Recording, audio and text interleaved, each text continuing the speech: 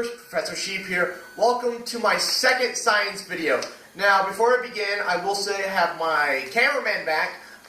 Today it's my cousin, which in my first two videos, this is his older brother now.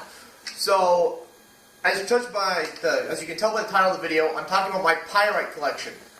Pyrite? You said fool's gold in the title. Pyrite is fool's gold. Pyrite is iron disulfide, FeS2. Now, most of these rocks on this table don't have a story. Two of them do. So let's take a look at these rocks. Now, what I really want to talk about is the reason why I have this collection in the first place was because of a fire drill way back in the 8th grade. So we get out there because of the fire drill. We go out in the parking lot, and one of our friends is like, "Dude, I just found a piece of fool's gold." And I'm like, "What?" And ever since then, every time I'm out in that parking lot, I go straight looking for fool's gold.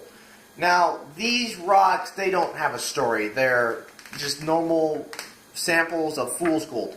This one, however, does.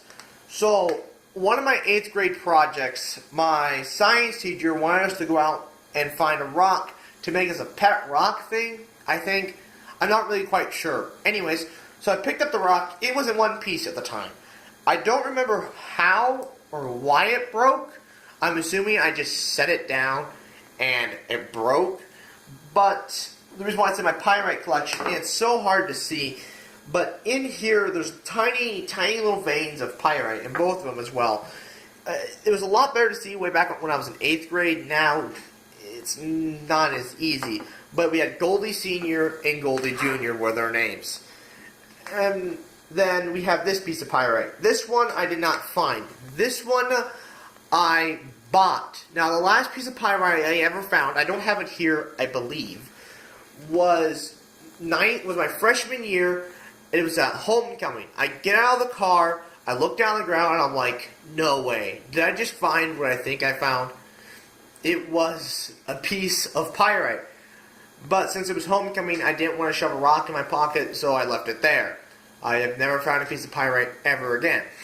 So, when I went to the museum for my birthday this year, I had some money with me, and I'm like, I'll buy some pyrite. That's where also the same time and place where I bought that calcite orb from the previous video. Then I have another rock I'll have to show you possibly in the next video or the video after that.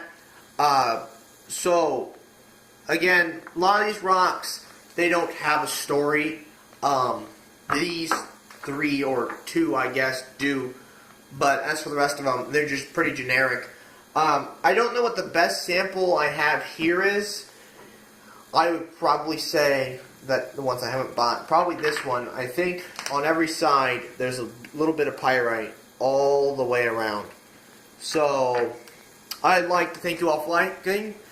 I'd like to thank you all for watching. Please leave a comment, like, subscribe, and share. I'd like to thank you all for watching again, and good night.